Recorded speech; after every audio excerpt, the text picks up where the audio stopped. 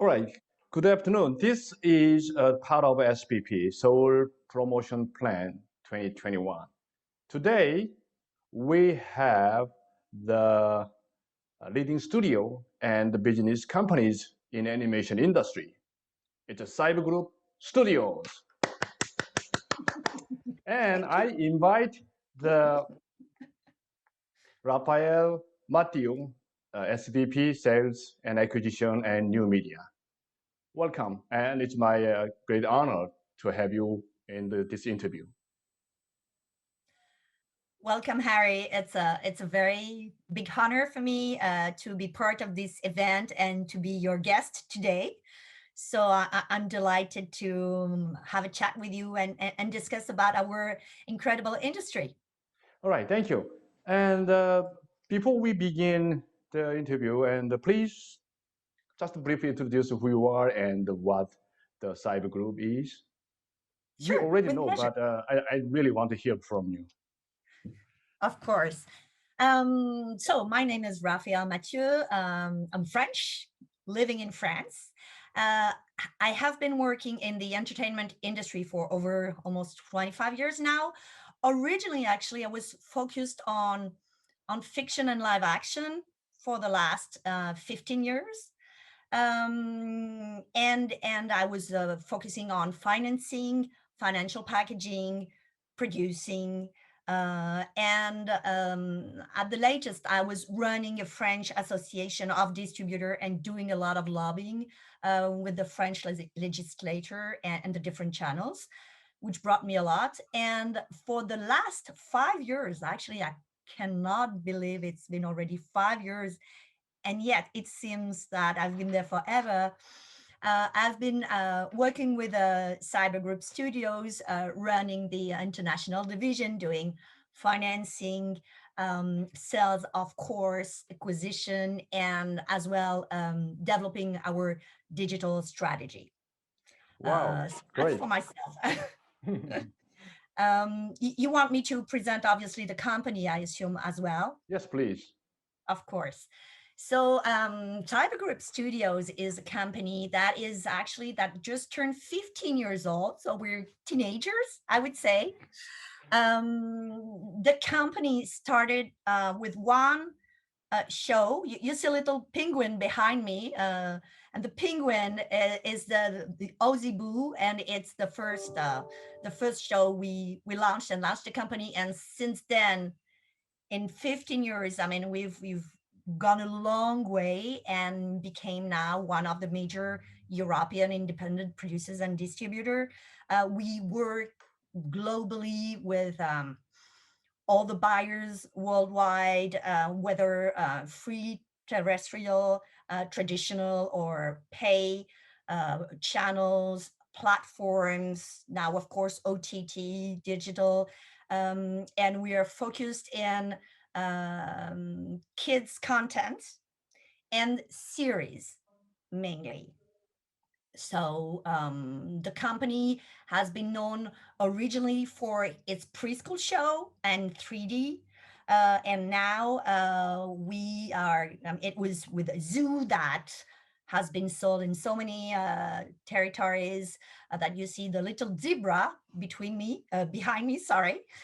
We have Zorro, and now we're working with, of course, a Gigantosaurus, which is one of our biggest success. You see a dino above my head, and it's I have to say it's amazing to be now in a company that tries to have a vision and to develop.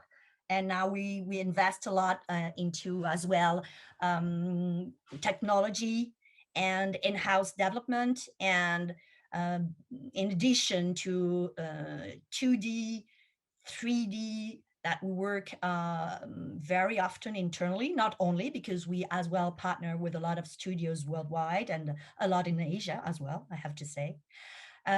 We are developing as well a new technology that is called real-time animation, that is a technology originally used for video games, and that's our next step, I would say, in terms of in-house development. The company is originally based in Paris. We opened an office in Los Angeles, and we are so happy to have Karen Miller, who is Wow. such an amazing talent. Yes, we're really lucky. Who joined us, who's running the division yeah, of this office, and who brings so much talent and energy to our company. It's a delight being working with her. We are developing strategic partnership worldwide. For us, we don't call us global. I don't believe in global. I do believe in multi-local, and that is very important and very different. So LA in one aspect, we have a strategic partnership in Russia.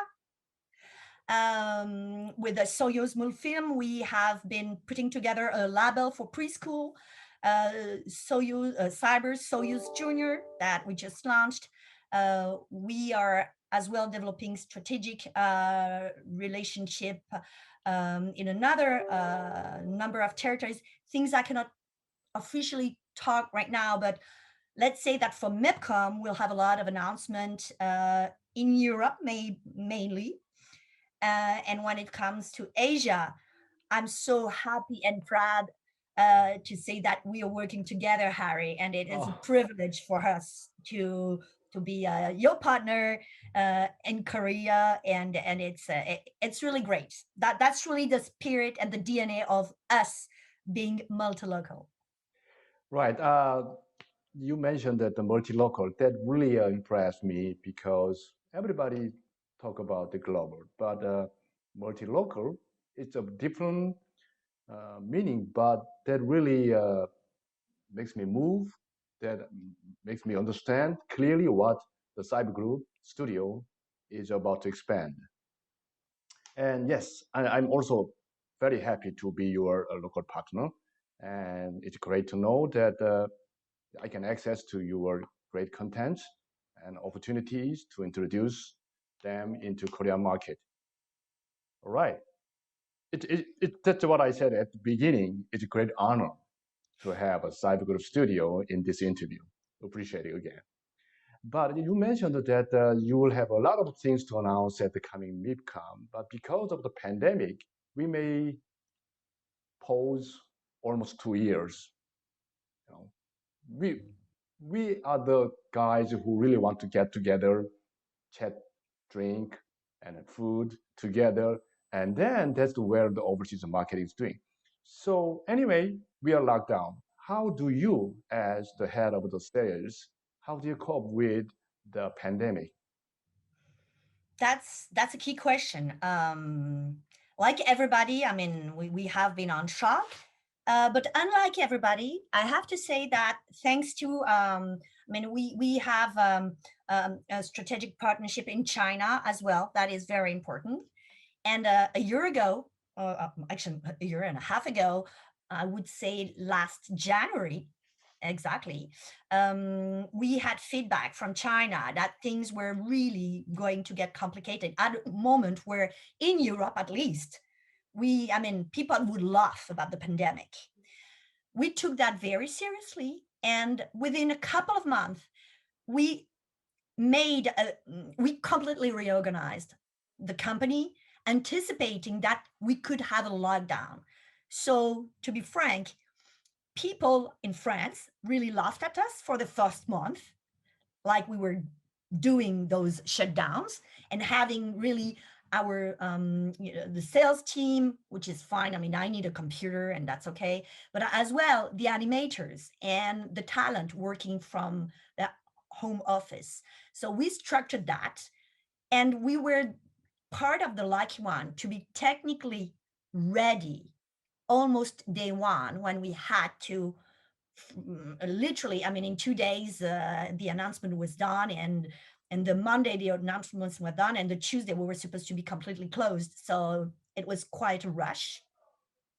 But technically, I have to say, we were ready, and we had an amazing IT team. Um, Personally, pragmatically, that was a whole question, a whole different question. We needed to adapt, of course, like everybody. It was really difficult and really strange, because, as you said, we are in a business of sharing, of meeting, of exchanging, and meeting. I mean, we're in a people's business, so people meet people, and not being able to meet people has been really difficult.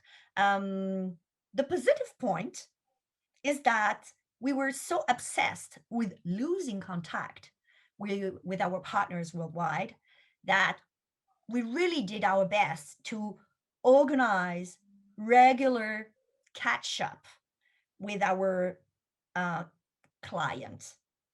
So I have to say, finally, pragmatically, we didn't lose contact. We even increased this contact with our, because we were so afraid we would lose them, that we said, okay, we had to work completely differently. And it was really nice, humanly speaking, I would say. So and fairly efficient when it comes to clients you already have. When it comes to creating new contacts with new clients, that was a whole different story. Mhm. And that was really difficult, for everybody, because when you don't know people and your first contact is via Zoom, it's not that great. It's, you don't necessarily have it and get to have it, even if, like me, you are like me, no, like us, you are a fairly, I would say, medium, big size company. I mean, we're so we could work it properly, but it was so, and that has been really a lack for us. And we wanted to work as well, marketingly speaking, trying to find new ways to work, because um, it was really difficult to pitch. I mean, when you're doing a full pitch via Zoom, you don't really have the feedback of your clients.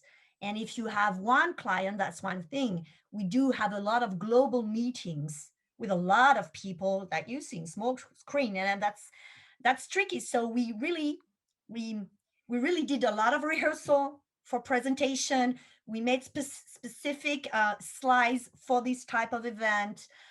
We organized our own online screenings and meetings, personal, not connected to any market, but we wanted to exist by ourselves, and to create this direct, even more direct and regular relationship with our clients.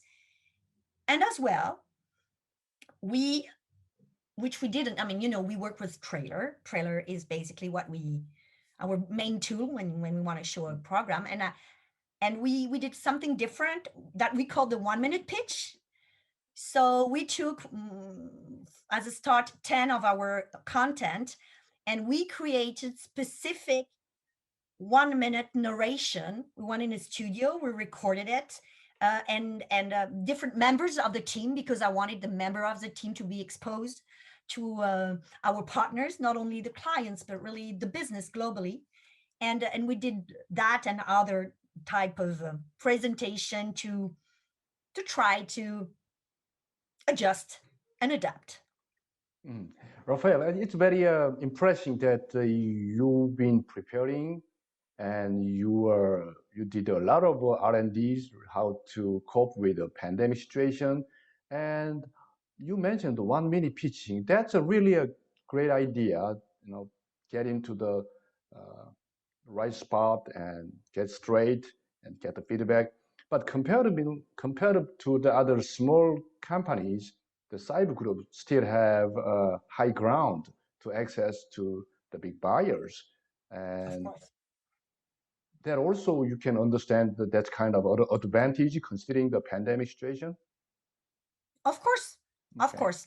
I mean, for our existing clients, and of course, I mean, we work with almost everybody. It remained. We kept the relationship.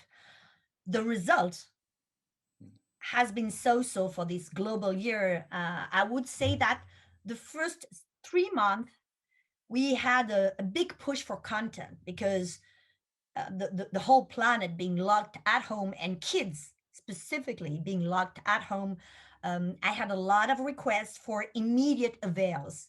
I mean, really immediate, some from the next day or the next week. So we had 3 months with a big need for content. And after, basically, things really stopped because channels started to realize that there was no more advertising. And when there is no more advertising, there is no more revenue. And when there is no more revenue, there's no more money to spend and to acquire. So it really has been a very important shift. And it didn't stop things, but it made them much slower than it was ever. And as well, in terms of decision process, aside from global investment, but the simple decision process and the simple work process of every step of the way in a company was much spread out. So things basically take 2 or 3 times more time than the usual. It's incredible I see. for And everybody. but also to the point of program buyers, they also Mhm. have a hard time to get the right contents from the right person.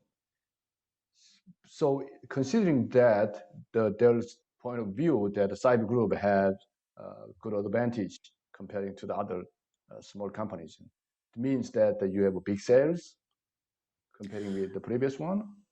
The sales are No, the I same. wouldn't say I would have big sales compared to other for the reason I made. I mean, I didn't have stop into the big sales we were doing, but it took much more time to sign a deal.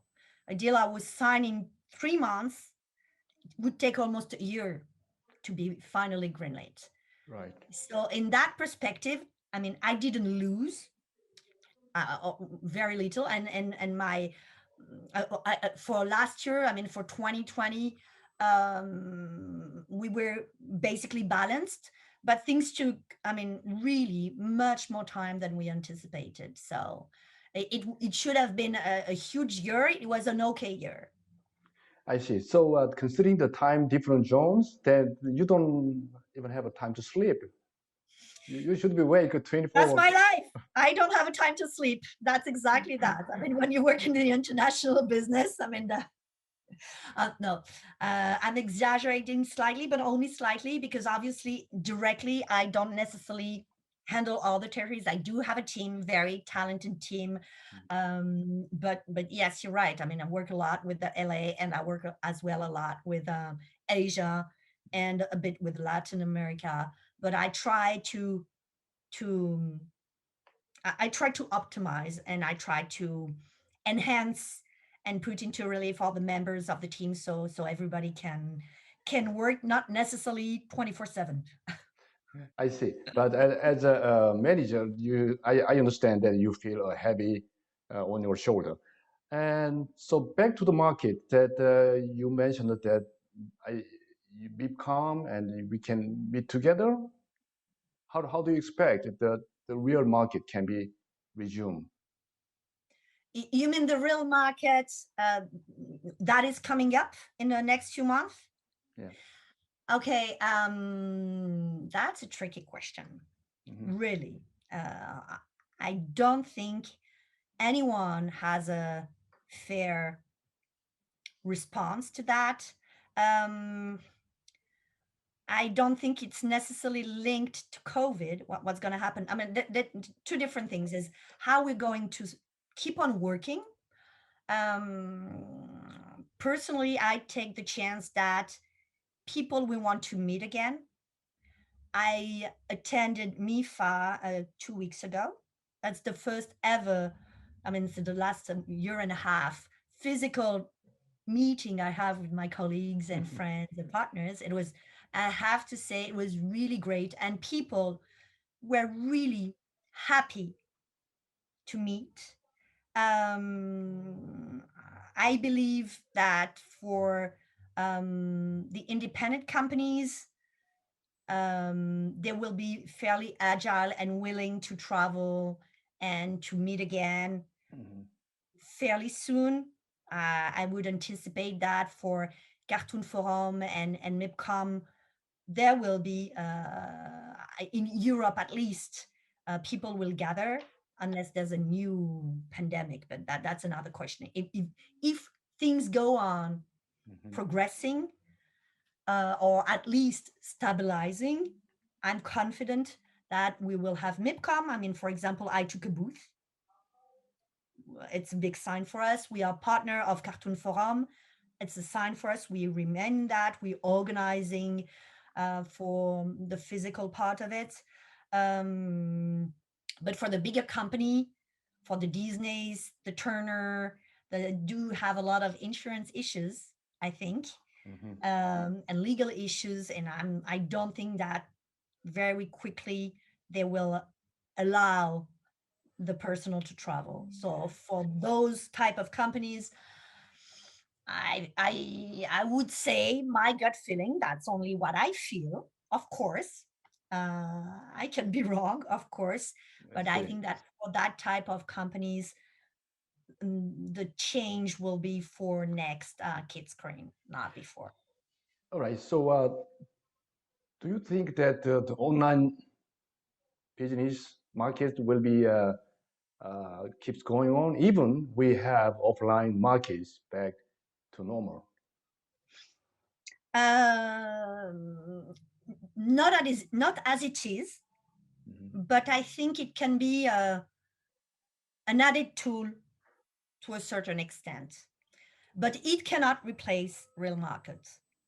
To me, the markets per se, to the exception of one, I have to say, which is not real market, but Cartoon Forum, for example, was 100% digital, and we made really very strong presentation. And there was a purpose for it to be digital because there was a digital tool native, I mean, digital content that was presented.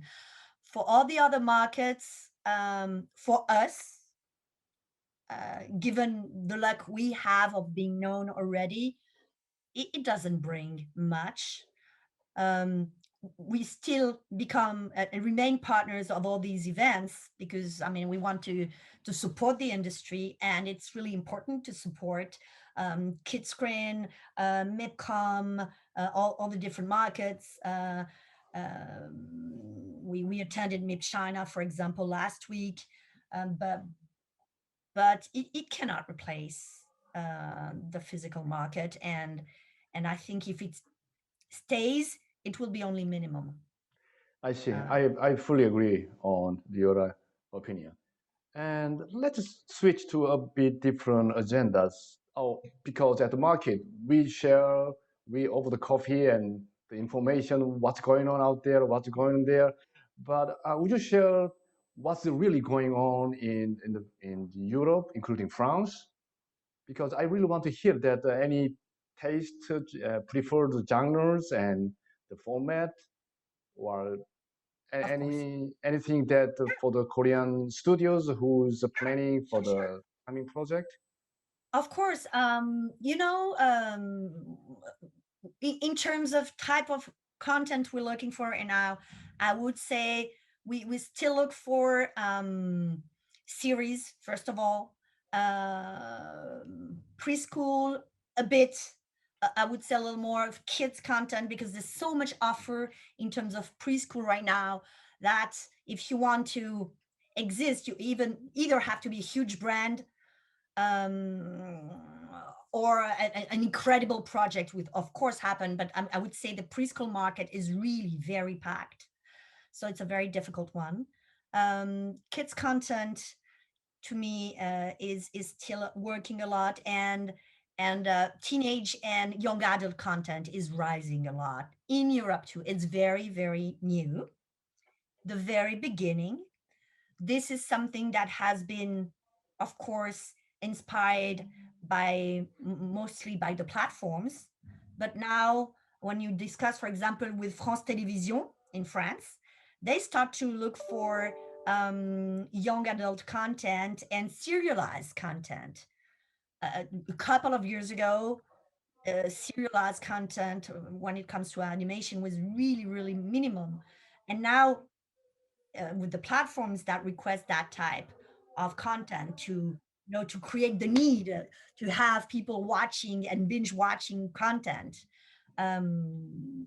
it's changed, and I think it will really develop even much more in the coming years. And internally, we're starting to work in development on such a type of project, which a couple of years ago we wouldn't do, for example. But I yes, see. we always need to try to, specifically when it comes to development, editorial development, we need to anticipate as much as possible and offer our partners different alternatives. So we try to do so, and I'm confident it's gonna increase in the next few years. All right. So I see that one of the formats you're looking for is for the teenage target and serialized one. If there is a one in the planning in Korean studio, how would they go from there? To, are you always looking for the produced one, or you want to jump in the early stage as a co-development partner or as a co-production partner? What is your preferred business scheme? There is no scheme. There's a momentum Mhm. and there's a program. We don't have a preferred scheme. I mean, I look for program to distribute. I look for content to co-produce. In terms of minority, in terms of majority, everything depends on the content and on what we think we can do with this content, with our market, with our networks, and with the global, with all the content we have and we work on. It's not a content per content only. I have to look at a program in my whole offer of content, and that is very important. So I would say, I mean, if there's a Korean producer that has a program that feels, I mean, we always open and happy to check out and to see what's new in the market. So we're happy to have a look. Really, All right. So it's very. yes, but at the usual market, then we can approach to your booth stand and asking for the meeting and set up the meeting, and then we pitching. But present status, it's almost impossible. How we can pitch to you? We can organize a Zoom. I mean, it's not directly, but you can send me an emails, have a first intro of the type of content, then we can see very rapidly if there's a first interest. And if there is one, I mean, we're obviously happy to organize a Zoom. It doesn't mean there will not necessarily be a contract after all, but it means that we value very much finding new content and new potential partners. So we try to be as open and pragmatic as possible. I have to say, like you, we do have very long days, so sometimes things can take a little time. Mhm. But and if originally we don't feel there's an interest, I mean, we say it fairly straightforward as well, because we don't want to lose anybody's time. That's in nobody's interest. And it's not necessarily because things do not work a first time that they won't work the next. We know that things change all the time and evolve all the time. So it's still as important to try to maintain this discussion going on and meeting new people, as you just said. Right, I, and I yes, try that. Difficult, but I try it, and I hope that soon we'll be able to really meet for real. All right. So there might be some that you can feel the shifting of the platform. Usually there is a traditional channels, linear channels, and suddenly, but we didn't know that maybe just the OTT is another positioning. So how do the OTT affect your sales strategy? That's a great question. If it is not confidential, No, would you like to it's share? not confidential. It's, the issue is that a lot of OTT are on a very different scheme. They're schemes on 100% royalty without any MG or license fee, and that is something that is really not in our schemes, because we do invest a lot in the content, and we need to optimize and maximize it. And having no visibility on whether rev share are going to exist or not, that's always tricky. However, I have to say we're doing a more and more tests, and things evolve. So we're working with some of the big ones, with Amazon, for example, for Amazon Prime. We that develops a bit more. We're trying to do some tests in the US with some apps and OTTs services. The issue I have with OTT is exposure, how people get actually real access and knowledge of the offer. And to me, that's the key. I haven't broken the secret, the code, but it's if you want it to work, you need to be exposed, and people need to be aware of that, and that's the tricky situation. That's why we're working with some partners in the US. We're working with a Kidulo, for example, working with a Future Today. We even have our own channel, YOON, in the US. But to be frank, so far it doesn't really work very well, because there are thousands of OTTs channels and services.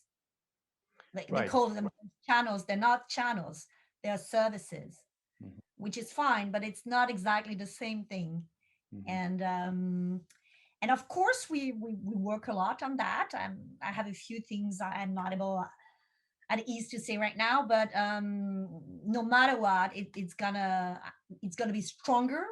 And I don't think there's gonna be so many services in the end, because having 200 channels won't mean much, to my belief, at least. But animation is not just for the media only. There is a licensing and merchandising opportunities. Sometimes there might be the more than media licensing. But OTT, they just pick the contents. And as you mentioned, the awareness of the content through the OTT platform cannot be measured by you, because licensing is another big opportunities. And any comment on the OTT platforms, the licensing and merchandising opportunities like this? Per se, only exposure on OTT is not enough. But for licensing, what you need, no matter what, is multiple exposure. That's how you optimize. So it can be free TV, it can be SVOD, it can be OTT, AVOD. If you want to have a licensing potential, your program, whatever it may be, needs this optimization of multi-channel possibility, or multi-airing possibility. You can have a huge partner that makes your content a priority and gives it a huge exposure. But even now, I mean, kids want to access the brand when they want, and sometimes in different ways. So we try to do that. For Gigantosaurus, if you allow myself to give an example of what we're trying to do, which is obviously a program that we cherish very much. that aired 6 times already on CCTV, for example, in China, which doesn't happen very often when you're non-Chinese content. Big success in the UK, in Latin America, and to give additional exposure and and and um, um, and I would say value to the brand, because then I can talk of a brand. We thought that the program per se was not enough, so we invested as a producer in original shorts that we work with our partners, that we can use on YouTube as well, and we produced as well 12 original songs and video clips next to the content, because we want it to exist, and we know how premium it's that, and when you have a premium content, you need to do as much as you can to support it. And then, of course, the program grows. And I started, I think, the discussion talking about real-time animation. I don't know if you remember, but real-time animation for us was, the first thing is that we want to create digital native content that can have global exposure. And for that, we are creating our first digital native content and fully real-time animated project about, sorry about that, about Giganto, that is called the Giganto Club. That is really a club, that is really a new type of show, editorially speaking and visually speaking, and we'll be able to bring it to the market by the end of the year. And that's for us a huge challenge, technologically, strategically, and our aim is to support the brand and help all our partners worldwide to know that they have something of value that is being supported by us, and that they can have access to if they want as well. So that's key for us. All right. So your explanation give me that an idea that the cyber group is not just for cyber world. It's really with the cyber and also the real world together. That's why I'm sure that the content and your business will go success. And before I let you go, and I would like to hear that your final wrap up, the address to Korean animation studios. Sure. Anything to say, please? First of all, it's a true honor to be there, because Korean producers and talents are amazing.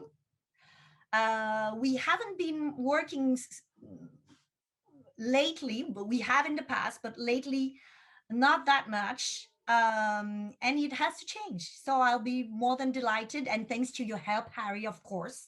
That is part of our great relationship, is for our content, of course.